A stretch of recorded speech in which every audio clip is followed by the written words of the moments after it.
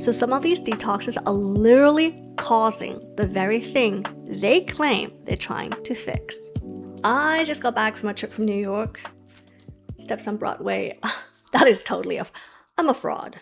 I didn't go to Steps on Broadway. I just had one of my friends buy it for me. I would love to go to Steps on Broadway. I just couldn't at that time. All right. Okay, what are we talking about today? Today we are talking about. So this is a format that you have definitely seen on TikTok or Instagram. 4 is this person's face swollen, stressed out. There's probably acne breaking out. And then after, magically enhanced. And then they're always like drinking some sort of drink or taking some sort of supplement. And they say that that's a thing that cures them. They might also be selling you the supplement.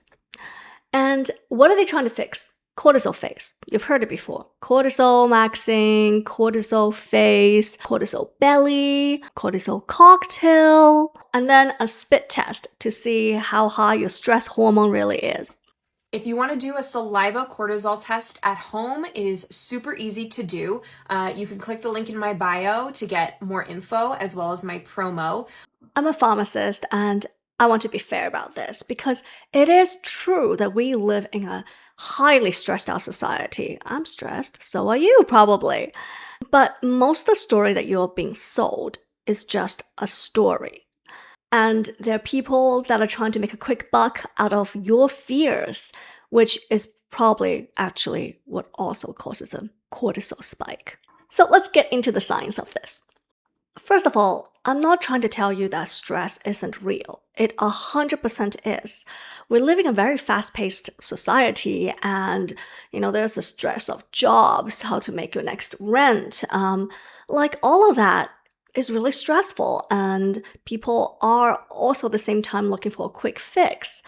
And, that instinct is very, very reasonable. The question is whether or not cortisol is a real culprit and whether or not fixing cortisol will magically make your life better. The question is whether or not cortisol, which is now the villain that the internet loves to blame everything on, is the real villain, and whether or not the cures that are being sold online is really worth the salt. Spoiler alert, they're not. Let's map the landscape first. Over the last 2 years, searches for how to lower your cortisol have climbed basically nonstop. And an entire market grew to meet it. You've got cortisol face and cortisol belly. The idea that stress hormone is bloating specific parts of your body. Cortisol maxing, cortisol cocktails you can drink, cortisol detoxes and cleanses. Morning routine to balance it. Pricey supplement blends, and at-home spit tests promising to tell you if yours has gone haywire. It is a beautifully complete little economy. The only question is whether or not the science backs it up. Let's start with the phrase cortisol detox. That phrase contains a biology error because your body doesn't store cortisol like it does for, let's say, fat-soluble vitamins like vitamin D, which your body does sequester. There is nothing to flush out. Cortisol isn't poison. It's actually a very necessary hormone that's needed for your survival. Biologically, it helps us to wake up in the morning, manage our energy, manage our blood sugars, respond to stress, and also manage our immune system. And without it, we'd be dead. And cortisol has a rhythm. It's supposed to be high in the morning so we can get up and get going. And sometimes we can do that without coffee. Some people do. I'm not one of them. And as the day goes on, it tapers throughout the day so we can unwind, relax, and get ready for bed. It is part of what we call a circadian rhythm. Right now, with cortisol being like the internet's bad boy, has one endocrinologist putting it perfectly. She said, I feel so bad for cortisol because it's just trying to do its job and everybody's blaming it from like their belly to having a bad week. But what about those people showing you their cortisol face and the cortisol belly? Well, those two standalone signs are never really medical diagnoses by itself. These things are far more often affected by sleep, diet, which part of your cycle you're on. I know that for myself, I tend to, like, my waistline expands like 2-3 sizes every time I'm near my cycle. And then not to mention lighting and camera angle. There is a real condition in which cortisol is abnormally high, and it's called Cushing syndrome. When people have Cushing syndrome, they tend to have what we call moon face, buffalo hump. They kind of look like Pillsbury Doughboy, with the skinny arms, and they get adipose tissue deposit into their midsection. And you can also see that in people who have autoimmune disease and are on high doses of a drug called prednisone. But that is a rare medical condition, and most people walking around are not going to have that. And if you can just fix it magically, then, it's probably not that either. It's probably the camera angle, time of the day, whether or not you ate first thing in the morning versus ready for bed. And let's talk about this cortisol cocktail, because people seem to love it. It's like, how do you even make it? It's like this blend of orange juice, coconut water, maybe some salt, maybe some other things in it, like ashwagandha. I could never pronounce it. Ashwagandha? Ashwagandha? Whatever. Here's a part of it is that aside from ashwagandha, it's just an electrolyte drink. And you'll feel amazing after an electrolyte drink, like I do, because, hydration feels amazing. But there's really no good evidence that it supports your adrenals or will lower your cortisol, which, by the way, if you lower your cortisol, you just get sleepy. Because, like I said, cortisol is an essential hormone that is needed to keep your energy up, get us through the day, and then naturally goes down when we're approaching bedtime. Now, the ritual of making that drink and having it might be really nice, and you might really love it for that. If some people, the ritual itself is really calming, and so if so, that's great. If that's what works for you, don't stop. I am not here to yuck your yums. But once you start getting into unsubstantiated medical claims, that's when I draw the line. And then the spit test, which is, as far as I can understand, an at-home test to test what your cortisol level is at. But here's the thing. Like I said before, cortisol itself changes throughout the day. So your cortisol number will be higher in the morning compared to later on in the afternoon or evening. And so a single test is not going to be able to tell you whether or not your cortisol level is high, because a single number by itself is meaningless. We don't know what your baseline is.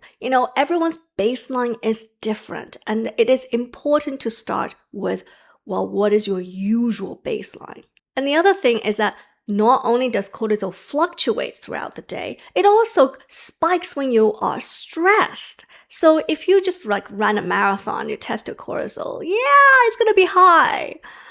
And there is such a thing as white coat syndrome, which means that some people, they get stressed out when they're about to go into a doctor's office. They're fine otherwise, but when they go in, they get stressed out, their blood pressure gets high, their cortisol level spikes. And so if you're one of those people who gets kind of anxious and stressed out before these sort of tests, and then you take your at-home cortisol test, your cortisol level might just be artificially higher just because you are stressed about this test. It might not, your normal baseline might not be that high at all. And so what those kits produce isn't a diagnosis, because you can't really do anything clinically meaningful with just one number, devoid of all those other circumstances. And usually when doctors test for Cushing syndrome, they do multiple tests over multiple times. Now, credit where credit is due, because ashwagandha might be the only thing that supports some sort of calming effect in this cortisol cocktail.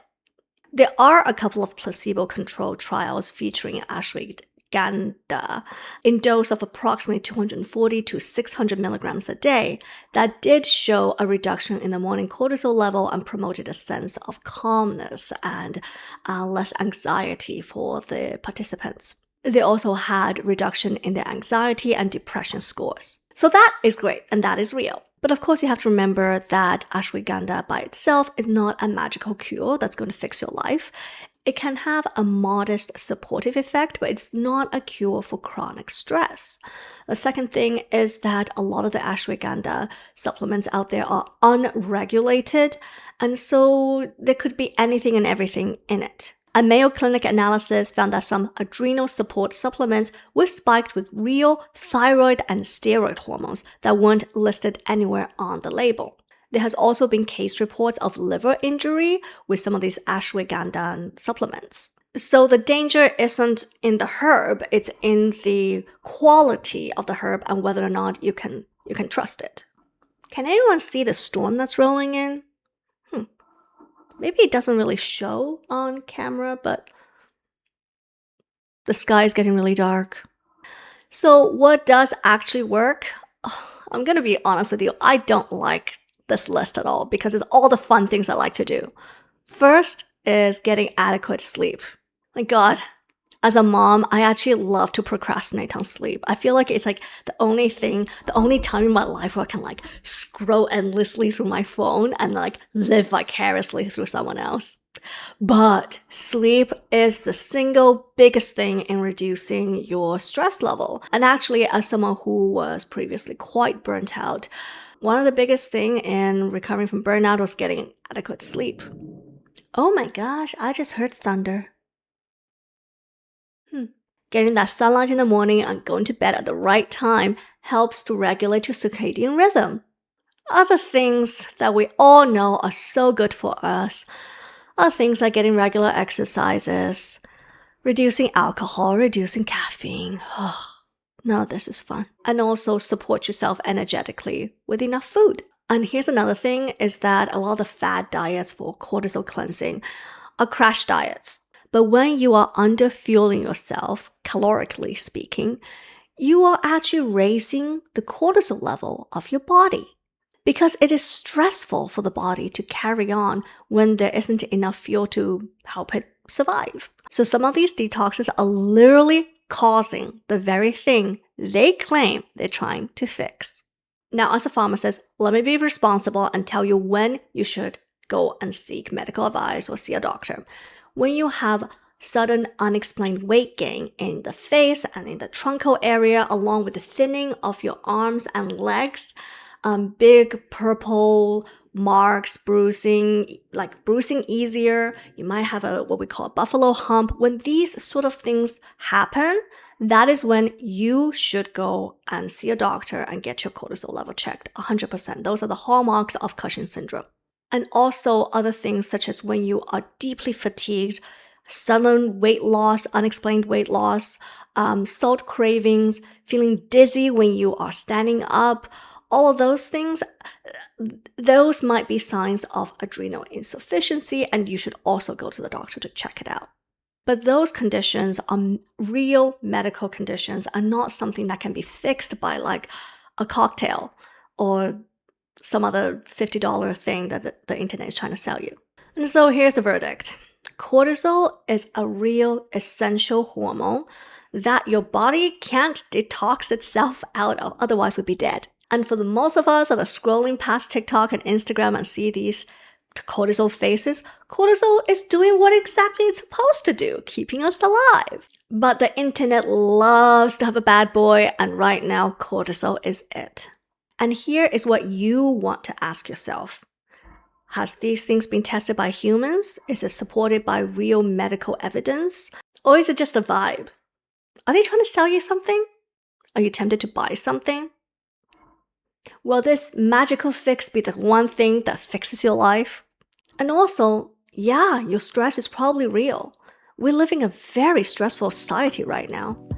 But your cortisol is probably fine.